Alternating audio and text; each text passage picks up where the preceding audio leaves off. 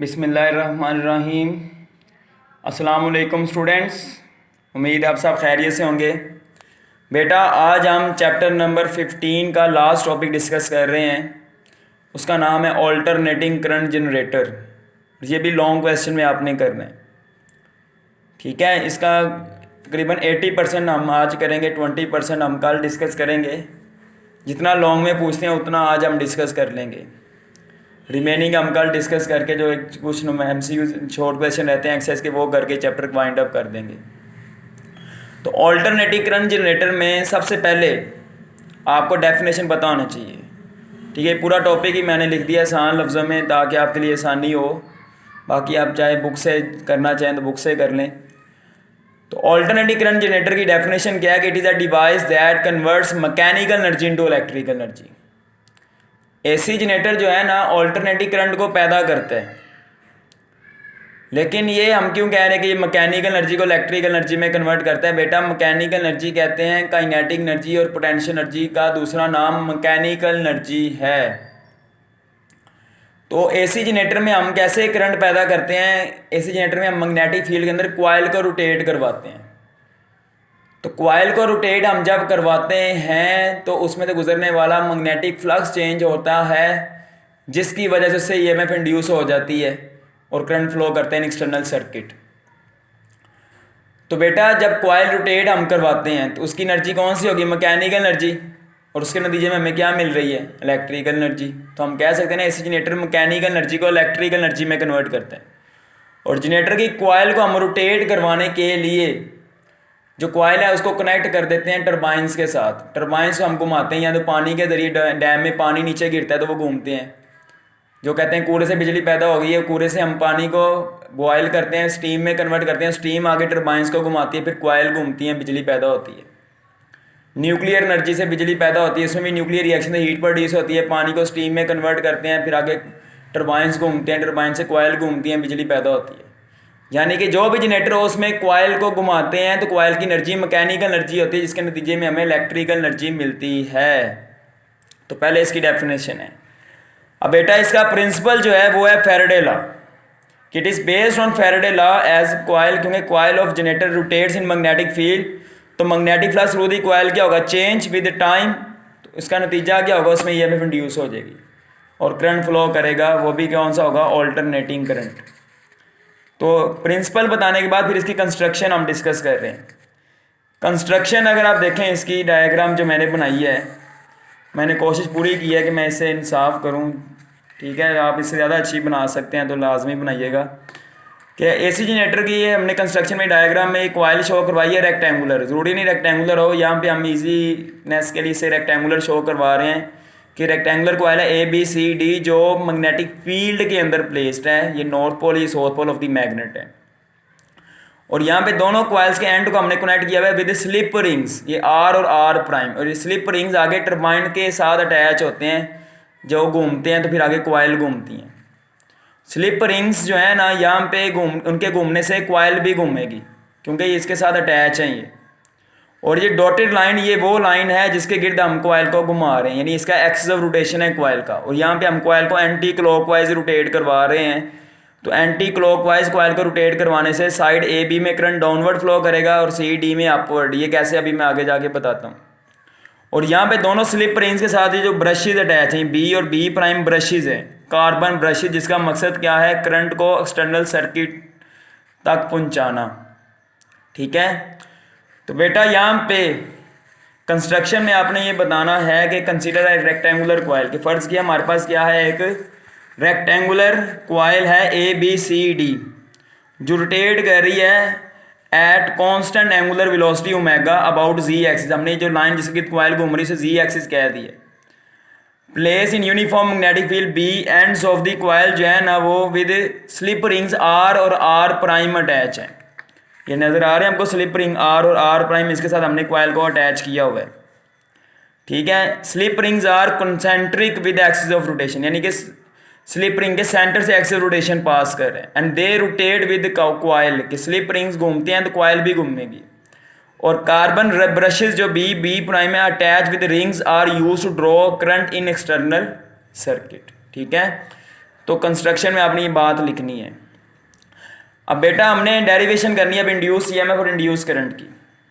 अब आप ये देखें जो जनरेटर की कॉइल में ईएमएफ इंड्यूस होगी इसको मैं 4 हिस्सों में डिवाइड कर सकता हूँ कि साइड 4 साइड्स है ना, side A B C C D और डी है। तो इसलिए मैंने यहाँ पे लिखा है कि यहाँ पे जो ईएमएफ इंड्यूस होगी it can be divided to 4 parts, side A B की ईएमएफ, बी सी की ईएमएफ, सी डी और डी ए की ईएमएफ। अब बेटा जो साइड बी सी और डी ए है ना, इन दोनों में ईएमएफ इंड्यूस नहीं होगी। अब क्यों नहीं होगी? क्योंकि इन दोनों साइड्स के अंदर जो चार्जेस है ना उन पे मैग्नेटिक फील्ड की फोर्स जो होगी वो वायर के अलोंग नहीं अमल करेगी बल्कि वायर के परपेंडिकुलर अमल करेगी। क्योंकि आप देखें जब कॉइल यहाँ पे रोटेट हम करवा रहे हैं, यूँ कॉइल को हम रोटेट करवा रहे हैं, तो बेटा ऊपर जो साइड और नीचे वाली साइड उसकी वेलोसिटी क्या होगी? इनवर्ड, यूँ इनवर्ड है। और मैग्नेटिक फील्ड किधर है?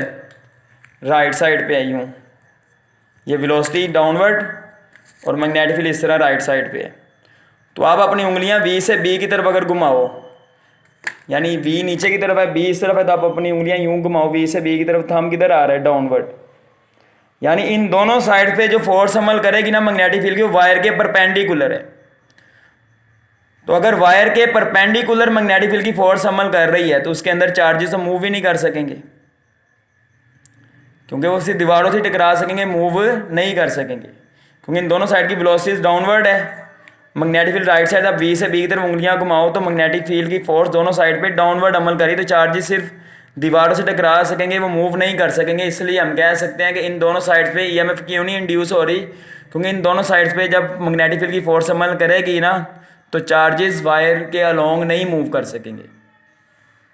ठीक है, तो यही बात मैंने बताई है यहाँ पे कि साइड ए बी सी और डी ए में फोर्स जीरो है, ईएमएफ जीरो होगी, बिकॉज मैग्नेटिक फील्ड की जो फोर्स है ना वो अलोंग वायर नहीं है। लेकिन जो साइड ए बी और सी डी हैं इन पे जो फोर्स अमल करेगी ना मैग्नेटिक फील्ड की वो वायर के अलोंग है। क्योंकि आप ये देखें ये वाली साइड जो है इसकी वेलोसिटी, इन दोनों इस साइड की वेलोसिटी इनवर्ड है और मैग्नेटिक फील्ड किधर है? राइट साइड पे, यानी ये पॉइंटर वेलोसिटी शो कर रहा है डाउनवर्ड और मैग्नेटिक फील्ड राइट साइड पे है। तो आप वी से बी की तरफ उंगलियां घुमाओ थंब डाउनवर्ड आएगा, यानी साइड ए बी पे मैग्नेटिक फील्ड की फोर्स डाउनवर्ड अमल करेगी तो उसके अंदर चार्जेस डाउनवर्ड मूव करना शुरू हो जाएंगे, यानी उसमें चार्जेस मूव करने की सलाहियत रखते हैं, लिहाजा इस साइड में हम कह रहे हैं ईएमएफ प्रोड्यूस होगी। और ये वाली साइड की वेलोसिटी आउटवर्ड होगी। देखो ना कॉइल हम जब घुमा रहे हैं ये साइड अंदर जा रही है, ये साइड बाहर आ रही है, तो ये वाली साइड की वेलोसिटी आउटवर्ड होगी और मैग्नेटिक फील्ड इसका किधर होगा? राइट साइड पे होगा। यानी कि ये मार्कर शो कर रहा है मैग्नेटिक फील्ड राइट साइड पे और वेलोसिटी अपवर्ड है। तो अब यहाँ पे आप बी से बी की तरफ उंगलियां अगर घुमाओ यूँ तो थंब किधर आएगा? अपवर्ड। यानी इन दोनों साइड पे ईएमएफ इंड्यूस होगी क्योंकि इन दोनों साइड में मैग्नेटिक फील्ड की फोर्स वायर के अलोंग है। ठीक है, और यहाँ पे मैंने टॉप व्यू शो करवाया इस कॉइल का। अगर आप कॉइल को ऊपर से देखो तो कॉइल का अगर आप टॉप व्यू लो तो इसकी वेलोसिटी ये मैग्नेटिक फील्ड के साथ एंगल बना रही थीटा। मैग्नेटिक फील्ड तो नॉर्थ टू साउथ पोल ही है ना, ये तो फिक्स है, और वेलोसिटी इसकी यहाँ पे एंगल बना रही थीटा। जब कॉइल बिल्कुल पैरेलल हो जाएगी ना मैग्नेटिक फील्ड के तो फिर वेलोसिटी एंगल बनाएगी विद मैग्नेटिक फील्ड 90 डिग्री, और जब कॉइल परपेंडिकुलर होगी मैग्नेटिक फील्ड के फिर वेलोसिटी मैग्नेटिक फील्ड के साथ एंगल बनाएगी जीरो, क्योंकि फिर वेलोसिटी भी राइट साइड पे हो जाएगी। लेकिन इस केस में जब कॉइल थोड़ी तिरछी है, ना पैरेलल है ना परपेंडिकुलर है, तो वेलोसिटी इसकी जो होगी वो मैग्नेटिक फील्ड के साथ एंगल क्या बनाएगी हमारे पास? Other than 0 and 90। तो यहाँ पे हमारे पास जो ईएमएफ इंड्यूस होगी साइड ए बी और सी डी में वो BBL साइन थीटा के इक्वल है। थीटा यहाँ पे एंगल है between velocity and magnetic field, जो मैंने इस तरह डायग्राम में आपको शो करवाया है। तो टोटल ईएमएफ फिर आ जाएगी 2 VBL साइन थीटा। 4 ईएमएफ है ना, 2 तो 0 है और 2 VBL साइन थीटा के बराबर है, तो 2 VBL साइन थीटा, वी की जगह R ओमेगा पुट कर दो तो 2R omega BL sine theta, 2RL आप ब्रैकेट में रहता से लिख दो, तो B ओमेगा साइन थीटा। आप देखें ये कॉइल जब रोटेट कर रही है तो उसकी ये लेंथ है और इसकी सर्कुलर मोशन का जो रेडियस है वो इसकी विड्थ के हाफ के बराबर होगा ना। तो 2R को मैं विड्थ ऑफ द कॉइल कह सकता हूँ, तो 2R को मैं L से मल्टीप्लाई करूँ तो एरिया ऑफ द कॉइल कह दूंगा। Area of the coil width into length होता है ना, तो यहाँ पे 2RL की जगह मैंने एरिया ऑफ कॉइल पुट कर दिया, तो ये मेरे पास इंड्यूस ईएमएफ का फॉर्मूला बन गया है। लेकिन ये तो एक टर्न के लिए, अगर n नंबर ऑफ टर्न्स हों तो फिर फॉर्मूला क्या बन जाएगा? n omega A B sine theta. इसे आसान लफ्ज़ों में बच्चे नवाब कहते हैं। ठीक है, अब थीटा की जगह मैं ओमेगा टी पुट कर सकता हूँ, जो हमने फर्स्ट ईयर में पढ़ा था कि थीटा है, तो हम ओमेगा टी भी लिख सकते हैं। एंगुलर वेलोसिटी का ओमेगा एंगुलर वेलोसिटी है ना, उसे हम एंगुलर डिस्प्लेसमेंट ओवर टाइम कहते हैं। तो एंगुलर डिस्प्लेसमेंट बराबर आ जाएगा ओमेगा इंटू टी। तो अब theta is equal to omega T put करो, तो ये फॉर्मूला क्या बता रहा है हमें, इंस्टेंटेनियस इंड्यूस ईएमएफ, कि जब टाइम जीरो होगा ईएमएफ की वैल्यू क्या होगी, जीरो, क्योंकि इस वक्त एंगल भी जीरो होगा। और टाइम जीरो पे वेलोसिटी जो होगी ना मैग्नेटिक फील्ड के पैरेलल होगी। जब वेलोसिटी मैग्नेटिक फील्ड के पैरेलल होगी ना, तो कॉइल परपेंडिकुलर होगी मैग्नेटिक फील्ड के, फिर ही वेलोसिटी पैरेलल होगी ना। अब जो टाइम की वैल्यू चेंज होगी ना, angle between velocity and magnetic field भी क्या होगा, चेंज, ईएमएफ की वैल्यू भी क्या होगी, चेंज। यानी फॉर्मूला ये साबित कर रहा है कि वाकई यहाँ पे जो ईएमएफ इंड्यूस होगी जनरेटर में वो ऑल्टरनेटिंग है, जिसकी magnitude with respect to time क्या होती रहेगी, चेंज होती रहेगी। अब formula shows as time changes value of induce EMF also change. जिस तरह आप लोगों को याद है फर्स्ट ईयर में हमने सिंपल हार्मोनिक मोशन में डिस्प्लेसमेंट का फॉर्मूला जो पढ़ा था, वो भी साइन ओमेगा टी की फॉर्म में आया था, और वो भी टाइम के साथ क्या हो रहा था, चेंज। लिहाजा यहाँ पे ईएमएफ भी टाइम के साथ क्या होगी, चेंज। और अगर angle between velocity and magnetic field हम 90 डिग्री कर दें, जब 90 होगा साइन 91 हो जाएगा, तो हमारे पास ईएमएफ जो मिलेगी वो मैक्सिमम होगी। यानी मैक्सिमम ईएमएफ का फॉर्मूला क्या होता है, एन ओमेगा ए बी। और वेलोसिटी और मैग्नेटिक फील्ड के दरमियान एंगल 90 डिग्री कब होगा, जब कॉइल मैग्नेटिक फील्ड लाइंस के पैरेलल होगी, फिर ही वेलोसिटी 90 डिग्री एंगल बनाएगी ना। अगर आप इस डायग्राम को गौर से देखें, जो मैंने टॉप व्यू वाली डायग्राम बनाई थी, तो आप देखें जब वेलोसिटी मैग्नेटिक फील्ड के परपेंडिकुलर होगी बी, तो पक्का पक्का इधर है ना, तो ये जब 90 होगा तो कॉइल पैरेलल हो जाएगी मैग्नेटिक फील्ड के। ठीक है, तो ऐसे ही एप्सिलॉन नोट को अगर आप पुट कर दो उस फॉर्मूले में, इंस्टेंटेनियस ईएमएफ के फॉर्मूले में, यानी एन ओमेगा ए बी की जगह मैं एप्सिलॉन नोट अगर पुट कर दूं, तो ये हमारे पास फॉर्मूला बन जाएगा epsilon is equal to epsilon naught sine omega T instantaneous induce EMF का। ये बिल्कुल वैसे ही फॉर्मूला जिस तरह displacement of simple harmonic motion का होता है। जो टाइम चेंज होगा ईएमएफ की वैल्यू भी क्या होगी, चेंज। और मैक्सिमम ईएमएफ जो होगी एप्सिलॉन नोट के बराबर होगी, जो किस पे डिपेंड करती है, number of turns of the coil, angular velocity of the coil, area of the coil and strength of magnetic field.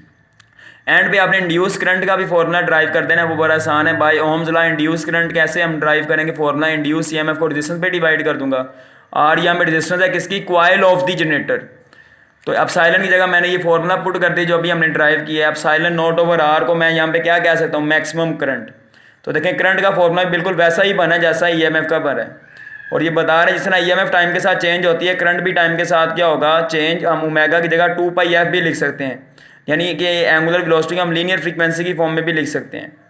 तो देखें इसी तरह ईएमएफ का फॉर्मूला भी हम लीनियर फ्रीक्वेंसी की फॉर्म में लिख सकते हैं। और ये बता रहे हैं जो टाइम चेंज होगा करंट की वैल्यू भी चेंज होती है, ईएमएफ की वैल्यू भी क्या होती है, चेंज। और इन दोनों का बिहेवियर साइन वेव की तरह होता है, जो अगले लेक्चर में मैं डिस्कस करूँगा। और एफ से मुराद क्या है, लीनियर फ्रीक्वेंसी। लीनियर फ्रीक्वेंसी से मुराद है रोटेशंस की तादाद।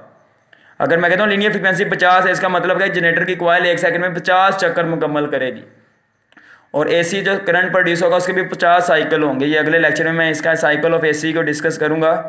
ठीक है, तो टॉपिक आज यहाँ पे कंप्लीट होता है। लॉन्ग क्वेश्चन में यहाँ तक ही पूछते हैं, कल जो मैं आपको बताऊँगा इसका आपको आइडिया होना चाहिए शॉर्ट एमसीक्यूज़ के लिए।